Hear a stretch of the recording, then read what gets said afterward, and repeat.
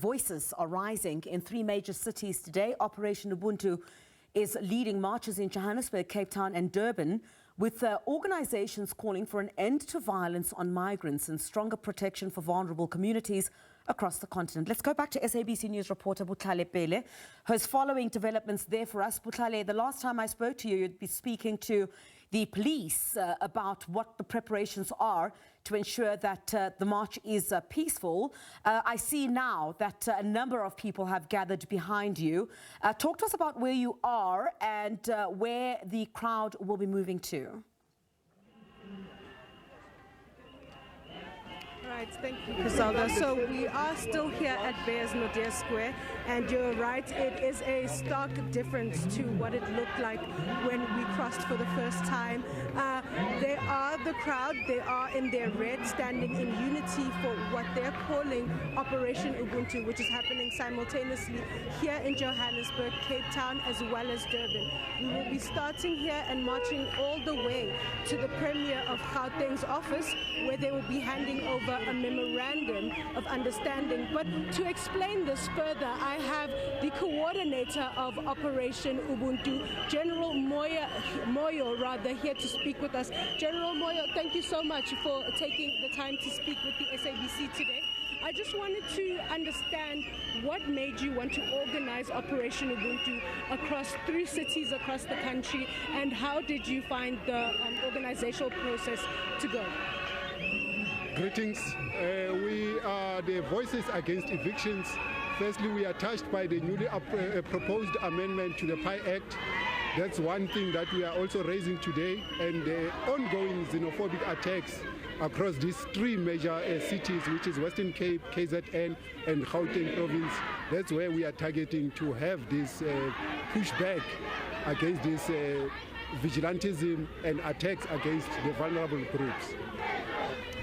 So we were speaking to the police earlier on, and they said that their action during this period of time has been very hands-on. They're saying that they have made arrests against those who are acting out as vigilantes. Do you have anything to say about that?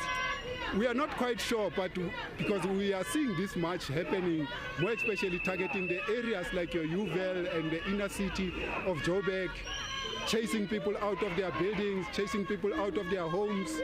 We've seen the numbers increasing, over 160,000 being forcefully removed out of the country with what they justify as voluntary repatriation, which is not. So the police have spent over 600 million that we're told with containing this xenophobic violence. But up to today, the police are not hands-on, are not assisting, but are just escorting the vigilantism wherever they are going and doing this harassment and damages that they are causing. Now, I want to look at the protest that's currently happening right now.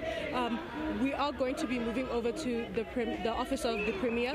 When you hand over that memorandum, what does the memorandum state, and what would you like to be done once it's handed over?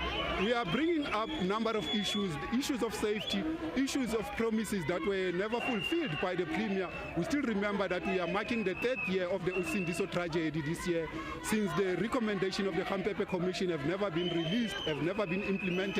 So those are some of the issues that we are raising. The ongoing xenophobia, as I indicated, the scapegoating about migrants. Those are critical issues that we are raising, that everything that the politicians, the campaigning parties are using to climb the ladder of gaining their political goals and political votes in using migrants as a scapegoat.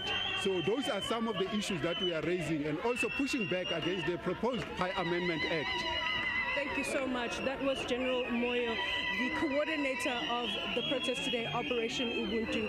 And he's just reiterating that what they would like to see today is a push for government to do more and the law to do more in terms of the safety, especially in the areas that are having protests today, Johannesburg, Cape Town and Durban. He would also like to see more being done in the protection of migrants who are still here and those who have been voluntarily repatriated and those waiting to be repatriated as well.